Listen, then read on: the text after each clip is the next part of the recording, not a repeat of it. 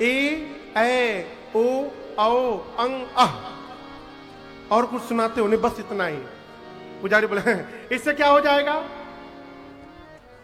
बेटा बोला पुजारी जी मैं ये सुनाकर भगवान से बोलता हूं प्रभु संसार में आपकी जितनी स्तुतियां बनी हैं इन्हीं से मिल के बनी है, आपको जैसा मन करे अपने लिए बना लीजिए। हम रॉ मटेरियल दे दिए, अब जैसा मन करे वैसा बनाइए। पनीर दे दिए हैं, मन करे तो बटर पनीर बनाइए, मन करे तंदूरी पनीर बनाइए, मन करे चिल्ली पनीर बनाइए। अब आप बताओ भगवान पुजारी जी का सुनेंगे कि उस बच्चे का सुनेंगे? भगवान भाव देखते हैं। शबरी मैया ने कहा प्रभु मैं पढ़ी लिखी नहीं हूं। शबरी मैया से राम जी ने कहा राम बोले शबरी आप मेरी बात सुनो, जाति से कोई श्रेष्ठ जाति में जन्म लिया हो, जाति पात से श्रेष्ठ हो, श्रेष्ठ कुल में जन्म लिया हो, खूब धनवान हो, बलवान हो, ऐश्वर्यशाली हो, भरा पूरा परिवार हो, समाज में उसकी खूब प्रतिष्ठा हो, ये सब होने के बाद यदि उसके पास मेरी भक्ति नहीं है तो वो मनुष्य उसी प्रकार है जैसे बिना जल का बादल दिखाई पड़ता है, उस बादल का कोई अर्थ नहीं है। शबरी मैं जाति पाति तो मानता ही नहीं हूं, मैं केवल भक्ति मानता हूं। मानव एक भगति कर नाता।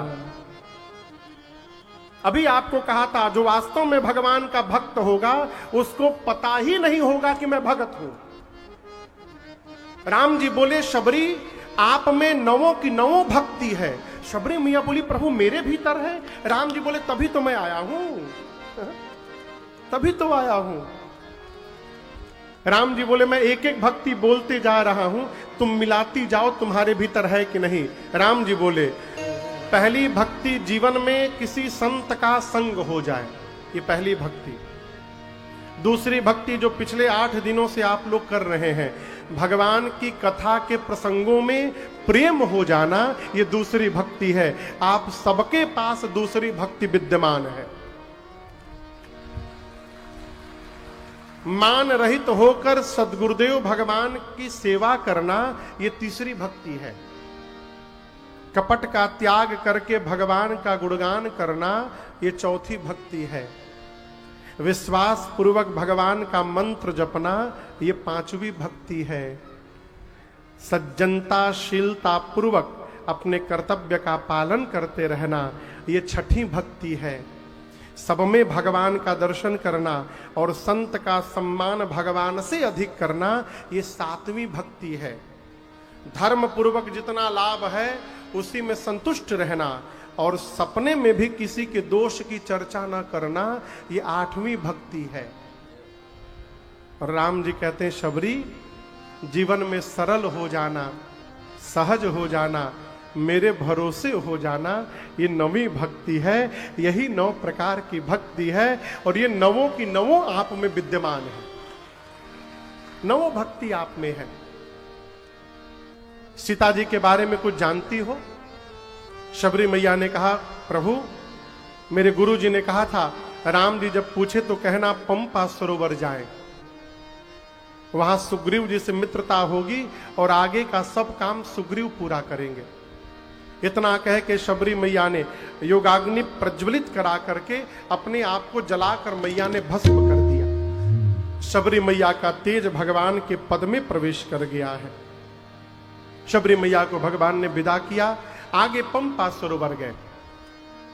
नारद जी आए, इस प्रसंग को बीच में मैंने लिया था। नारद जी ने वरदान मांगा प्रभु आपके सभी नामों में राम नाम श्रेष्ठ नाम हो जाए, ऐसा वरदान दीजिए। भगवान ने वरदान दिया। संतों का लक्षण पूछ के नारद जी गए। यहां किससे मित्रता होने वाली थी?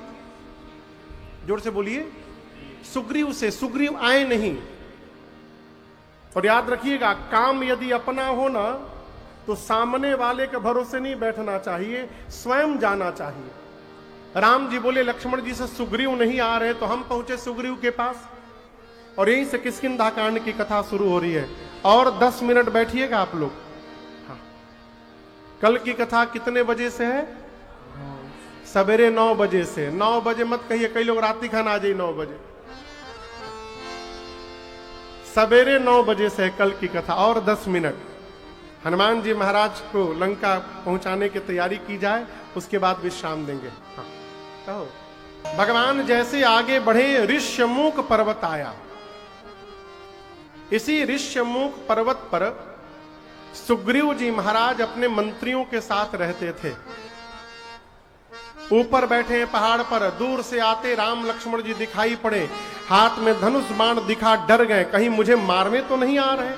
हनुमान जी को बुलाया सुग्रीव ने। किसको बुलाया?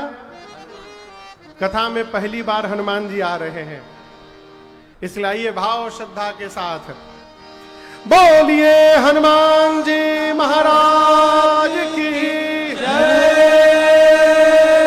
हनुमान जी को बुलाकर सुग्रीव ने कहा कि जाइए, जाकर पता लगाइए ये दोनों कौन है, और आपको यदि पता चले कि मुझे मारने आए हैं, आप नीचे से इशारा करिएगा, मैं तुरंत भागूंगा यहां से। भागो तुरंत। हनुमान जी बोले क्या इशारा करेंगे? बोले आंख में आंख मिलाइएगा और केवल इतना कहिएगा, जैसे आप इशारा करेंगे मैं भाग लूंगा। हनुमान जी ब्राह्मण का रूप धारण करके गए, भगवान को प्रणाम किए। भगवान के चरण को जब देखे ना, समझ गए कि कोई सामान्य पुरुष नहीं है, ये तो अलौकिक विभूति है। पूछे आप कौन है? आप ब्रह्मा विष्णु महेश है, नर नारायण है, ब्रह्म है, कौन है? राम जी बोले हे ब्राह्मण देवता, हम लोग अयोध्या वाले महाराज के कुमार हैं, राम लक्ष्मण। मेरी पत्नी वैदेही का हरण हो गया है, हम लोग उन्हीं को ढूंढ रहे हैं, ये हमारी कथा है, आपकी क्या कथा है? हनुमान जी भगवान को पहचान कर चरणों में गिर पड़े हैं। भगवान ने उठाकर गले लगाया। हनुमान जी राम जी को ले जाकर सुग्रीव के पास, और सुग्रीव और राम जी में मित्रता कराए। भगवान ने जब मित्र बनाया सुग्रीव को, और सुग्रीव बनाया, बताया प्रभु मेरा भाई बाली मुझसे मेरा सब कुछ छीन लिया है, मेरी पत्नी, मेरी राज सत्ता, कोष धन सब कुछ छीन लिया, उसके डर के मारे यहां पहाड़ पे बैठा हूं। भगवान बोले कोई बात नहीं, मैं बाली को मारूंगा। इस प्रसंग को भी मैंने बीच में सुनाया था आपको एक दिन, बाली का प्रसंग मैंने सुनाया था एक दिन बीच में आपको। भगवान ने बाली को सदगति प्रदान की, लेकिन आपको मैं बताऊं, सुग्रीव के चलते बाली को राम जी ने नहीं मारा। बाली आए थे राम कार्य में सहयोग करने के लिए, इंद्र बाली बन के आए थे, और यहां आकर बाली ने रावण से जाकर मित्रता कर ली। जो शत्रु को जाकर गले लगाए उसको मृत्यु दंड ही देना चाहिए। बाली को भगवान ने धाम विदा किया, सुग्रीव को राजा बनाया, अंगद को युवराज, और सुग्रीव से भगवान ने कहा कि इसी प्रवर्षण पर्वत पर मैं चातुर्मास बिता रहा हूं, मैंने तुम्हारा काम कर दिया, अब तुम मेरा काम करोगे। इसी चातुर्मास में सीता जी का पता लगाओगे। लेकिन आपको सुनकर आश्चर्य लगेगा, सुग्रीव भुला गया भगवान को, काम छोड़िए भगवान को भुला गया। चतुर्मास बीता, इसीलिए मैं कहता हूं जीवन में अभाव का होना बहुत जरूरी है। बाबूजी, थोड़ा अभाव होना जरूरी है, क्योंकि जब तक अभाव रहता है तभी तक भगवान को याद करने का स्वभाव रहता है। अभाव समाप्त हुआ, भगवान को जीव भूल जाता है। भगवान को आया आवेश, बोले सुग्रीव भूल गया, जिस बाण से बाली को मारा था मैं, उसी बाण से कल मारूंगा। लक्ष्मण जी बोले कल क्यों प्रभु, आप रुकिए, हम आजू में मार के आते हैं उसको। भगवान बोले मारना मत, जाओ केवल डरा धमका कर लाओ। लक्ष्मण जी गए, सुग्रीव को पकड़ के लेकर आए। सुग्रीव ने क्षमा याचना की। भगवान ने कहा पता लगाओ सीता जी कहां है। सुग्रीव ने कपियों को बुलाकर कहा कि आप लोग पूरब जाइए, पश्चिम जाइए, उत्तर जाइए, सीता जी का पता लगाइए, लेकिन याद रहे 1 महीने में पता लगा कर आना है। कितने दिन में? और ऐसा नहीं कि खाली हाथ आ जाना है, पता लगा कर ही आना है। जो खाली हाथ लौटेगा वो मेरे हाथ द्वारा मार दिया जाएगा। इसके बाद जो मुख्य सेनापति थे, जामवंत जी, हनुमान जी, अंगद, गव गवाक्ष, द्विद महेंद्र, सठ निसठ नल नील, इनको बुलाकर सुग्रीव ने कहा आप लोग दक्षिण दिशा में जाइए। सीता जी का पता लगाइए और याद रहे शर्तें यहां भी लागू हैं, आपको भी 1 महीने में आना है। सारे कपि प्रणाम करके जाने लगे और सबसे पीछे भगवान को प्रणाम करके सभी कपि गए, भगवान आशीर्वाद दिए। लेकिन सबसे अंत में जब श्री हनुमान जी ने प्रणाम किया, भगवान ने हनुमान जी को कहा इधर आइए, पास में आइए।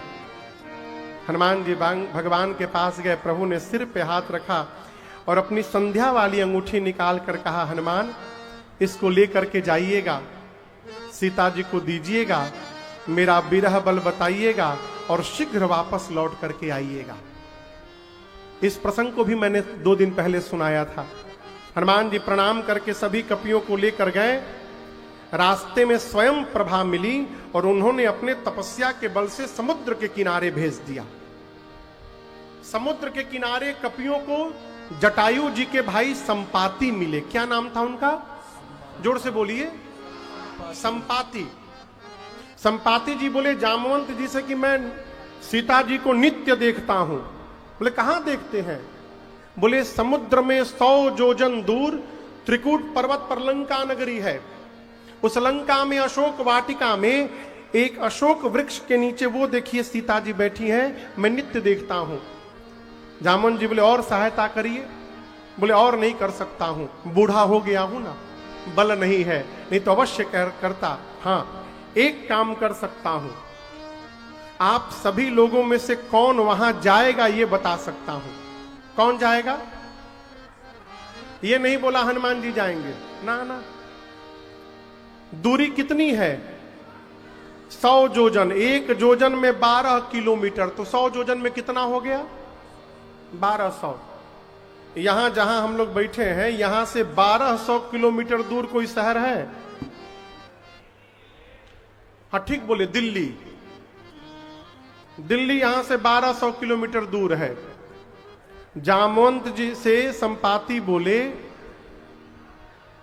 कंचनडीह गांव से छलांग लगावे और एक छलांग में 100 योजन पार करके दिल्ली जाके उतरे। इतनी लंबी छलांग 100 योजन की लगाने की जो शक्ति रखता है आप लोगों में से, वही राम जी का काम करेगा। बोल के संपाति चले गए। संपाति के जाने के बाद सब कपि लोग आपस में बैठकर विचार करने लगे, के जाई हो, इतना दूर कौन जाएगा? एक कपि बोला एक बार तो हम 20 योजन चले गए थे। दूसर का बोला तुम कहां गए हो? 30 योजन मार के मैं बैठा हूं। 30 योजन। एक कपि को और जोश आ गया, बोले तुम 30, 50 योजन मैं मार के बैठा हूं एक छलांग में। 50 योजन। जामवंत जी देखे सब धीरे धीरे बढ़ने लगे। जैसे कपि ने कहा 50 योजन, जामवंत जी बोले शाबाश, ये हुई ना वीरों वाली बात, बजाइए ताली इनके लिए। 50 योजन एक छलांग में। और कोई वीर यहां बैठा है 50 योजन के आगे जाने वाला? हिम्मतवान ही आप लोग जा सकते हैं। एक कपि बोला 100 योजन में 70 योजन, एक छलांग में 70 योजन चला जाऊंगा। जामवंत जी बोले डबल ताली मारिए इनके लिए। एक छलांग में 70 योजन, शाबाश। और कोई वीर? अब कोई नाम न ले। जामवंत जी बोले हिम्मतवान ही आप लोग जा सकते हैं। 70 योजन के आगे कौन जाएगा? वीर तुम बढ़े चलो, धीर तुम बढ़े चलो, सामने पहाड़ हो तो सिंह सी दहाड़ हो। कौन जाएगा 100 योजन? एक कपि पूरा हिम्मत बांध रहा है। जामवंत जी बोले जल्दी बोलो कितना लिखी तहरी नाम के आगे। पूरा हिम्मत बांध के कपि बोला एक छलांग में 90 योजन चला जाऊंगा। जामवंत जी बोले शाबाश, ये होई ना बात, बजाइए लगातार बजाइए ताली। 90 योजन बस पहुंचने वाले हैं और हिम्मत बांधिए 100 योजन पूरा। जैसे उसने कहा 90 योजन, सारे कपि उसका मुंह देखने लगे। एक ने कहा हो सही में जीव कि बस फेंक दे ले बढ़ाओ। 90 योजन के आगे कोई हिम्मत नहीं बांध रहा है। जामवंत जी बोले आप लोग अपने आप को युवा कहते हैं, शर्म नहीं आती? मैं बूढ़ा हो गया हूं, शरीर में बल नहीं है पहले के समान। मेरी जवानी के समय में भगवान वामन अवतार लिए थे और बलि के सामने भगवान ने जब त्रिविक्रम रूप धारण किया था, उस स्वरूप की मैंने 2 घड़ी में 7 परिक्रमा मारी थी। तब मेरी युवा अवस्था थी। आज मैं बूढ़ा हो गया हूं। जवान रहता तो बताता 100 योजन किसे कहा जाता है। जब जवानी को ललकारा ना, अंगद बोले कि लिखिए लिखिए लिखिए लिखिए, हमारे नाम के आगे 100 योजन लिखिए, हम जाएंगे 100 योजन हम जाएंगे। जामन जी बोले तो प्रसन्नत होकर बोलो। बोले कैसे बोलूं, मैं जा तो सकता हूं, रिटर्न की मेरी गारंटी नहीं है कि आ पाऊंगा कि नहीं आ पाऊंगा। जामन जी मन में बोले जब जाके आ ही नहीं पाओगे तो बीच में कहा है लबर लबर बोल रहे हो। केवल जाना नहीं है, जाकर वापस भी आना है। अच्छा आप बताओ किसको जाना है? जोर से बोलिए।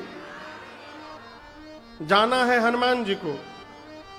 जिसको जाना है वो चुपचाप बैठे हैं, और जिसको जिसको नहीं जाना है अपन विजिटिंग कार्ड लेके घूम रहा है। 90 योजन 70 योजन, ठीक आज वाली स्थिति है। कहां है सौरव बाबू? काम करने वाला आदमी खाली काम करता है, और जिसको कोई काम नहीं करता घूम घूम के फोटो खिंचवाता है खाली। जामन जी हनुमान जी के पास जाकर बोले, जाकर देखे हनुमान जी महाराज एक पेड़ के नीचे बैठकर बड़े प्रेम से राम सिया राम जय जय राम, राम सिया राम जय जय राम, राम सिया राम जय जय राम। जामन जी बोले आप कीर्तन करने आए हैं, यहां कीर्तन के लिए आए हैं, ये कीर्तन का टाइम है। आपका अवतार क्यों हुआ है आपको याद है?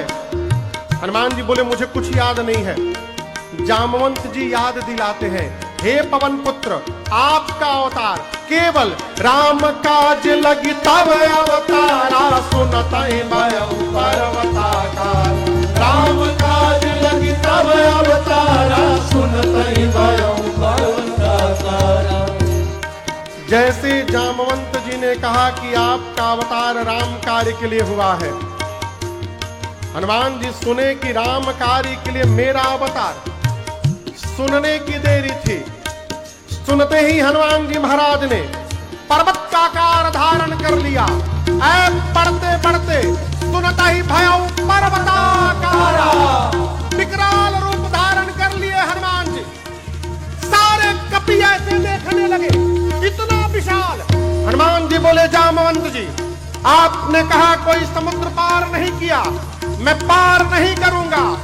खेल खेल में समुद्र को लांघ जाऊंगा, रावण को पकड़ के मसल के मार दूंगा, रावण को सेना के साथ रगड़ के समाप्त कर दूंगा। नहीं तो कहिए पूरी की पूरी लंका त्रिकूट पर्वत के साथ हाथ में उठाकर आपके सामने लाकर रख दूं।